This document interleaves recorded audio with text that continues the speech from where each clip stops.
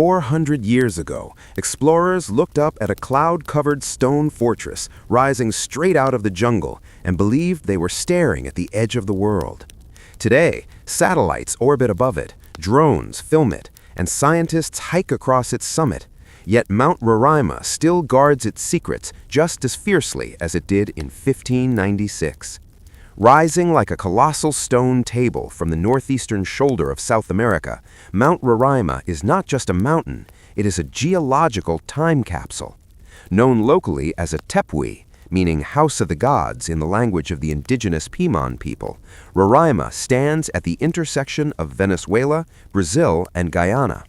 Yet the only practical route to its summit runs through Venezuela, where the vast Gran Sabana stretches toward a skyline of flat-topped giants that seem almost unnatural in their symmetry. At approximately 9,219 feet, or 2,810 meters above sea level, Mount Roraima is not the tallest mountain in South America. That title belongs to Aconcagua in the Andes. But height has never been its defining feature. What makes Roraima extraordinary is its shape. Its summit spreads across roughly 31 square kilometers, about 12 square miles, forming a vast plateau surrounded on all sides by sheer cliffs that rise nearly 400 meters, over 1,300 feet, straight up from the surrounding rainforest. From below, it looks like a fortress wall built by titans.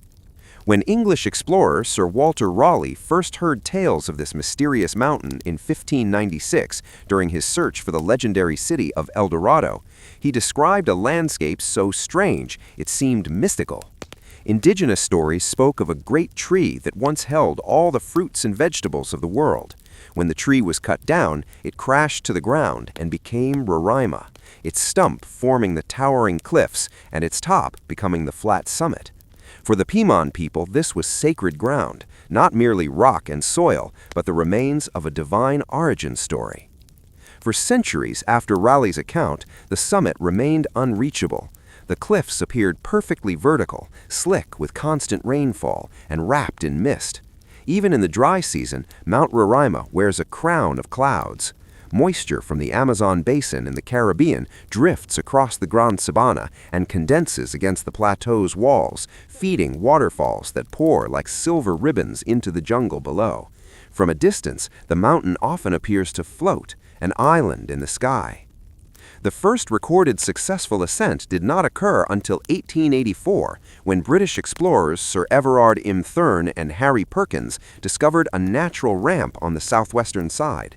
After days of hacking through dense jungle and scrambling up steep rock, they reached the summit and stepped into a world unlike any they had seen before. What they found was not a typical mountain peak, but a prehistoric landscape. The summit of Mount Roraima is composed of some of the oldest exposed rock formations on Earth. Precambrian sandstone, estimated to be nearly 2 billion years old. Long before the Andes rose, before the Atlantic Ocean opened, before dinosaurs walked the planet, this rock was already ancient. The top of Roraima feels alien. Jagged black rock formations, sculpted by wind and water over millions of years, rise in bizarre shapes from shallow pools and marshes. Constant rainfall, sometimes over 80 inches annually, has carved the surface into a labyrinth of stone valleys and crystal-clear streams. Small rivers snake across the plateau and plunge dramatically over the cliffs, becoming some of the tallest waterfalls in the region. Isolation has turned Mount Roraima into a biological laboratory. Because the plateau has been separated from surrounding ecosystems for millions of years, many of its plants and animals evolved independently. Scientists have discovered species found nowhere else on Earth. Carnivorous pitcher plants trap insects in nutrient-poor soil. Tiny black frogs, barely an inch long, hop between rocks, frogs that do not even swim because there are few permanent lakes. Unique orchids cling to wet stone. Each organism represents survival in extreme conditions: intense sunlight when clouds part, relentless rain, thin soil, and limited nutrients.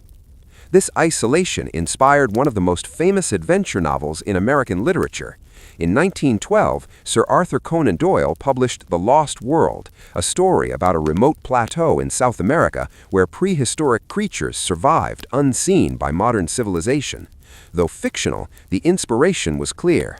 Mount Roraima, with its hidden summit and ancient terrain, had captured the imagination of readers around the world, including audiences in the United States fascinated by exploration and the unknown. For American adventurers today, trekking to Mount Roraima remains a demanding journey. The expedition typically begins in Santa Elena de Guaran, Venezuela. From there, hikers travel across open savanna before entering humid rainforest. The climb to the summit via the natural ramp can take 6 to 8 days round trip, depending on weather conditions. There are no luxury facilities, no cable cars, no easy shortcuts. Supplies must be carried, rain is almost guaranteed, boots remain wet, nights are cold and windy atop the plateau. Yet those who reach the summit describe an overwhelming sense of stepping into another era. The horizon stretches flat and wide, interrupted only by strange rock towers and drifting clouds that roll in without warning.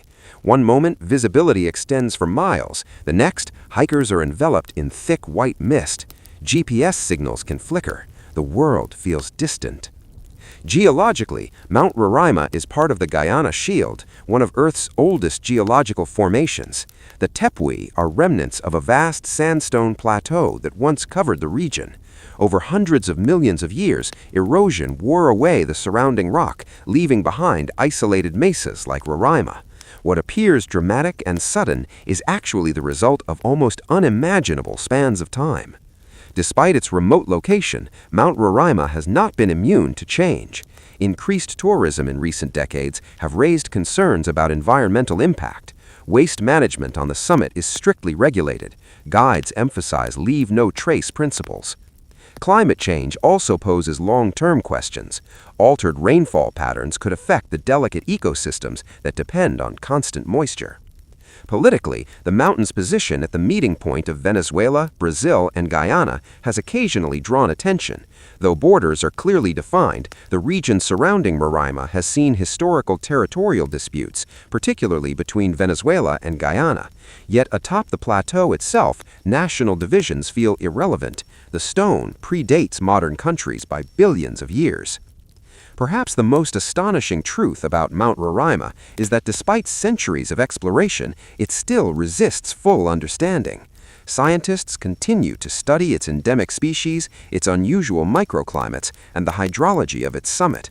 Every expedition has the potential to uncover something new, a plant, an insect, a geological insight. For viewers in the United States, Mount Roraima represents something rare in the modern age, a place that still feels undiscovered. In a world mapped by satellites and photographed from every angle, it stands as a reminder that mystery has not entirely vanished. When the sun breaks through the clouds at sunset, the sandstone glows gold against the endless green of the Gran Sabana. Waterfalls shimmer in the fading light. Then the mist returns, wrapping the plateau once more in secrecy. 400 years ago, explorers thought it might be the stump of a cosmic tree or the gateway to El Dorado. Today, we understand plaque tectonics, erosion, and evolutionary biology. Yet standing at the base of those 400-meter cliffs, watching clouds swirl around their edges, it's easy to feel the same awe those early adventurers felt. Mount Roraima is not the tallest mountain. It is not the most famous, but it may be one of the most timeless, a stone island suspended between nations, between science and legend, between the ancient past and the modern world. And even now, as technology advances and borders shift, Roraima remains what it has always been, a fortress in the sky, guarding 2 billion years of Earth's history above the clouds.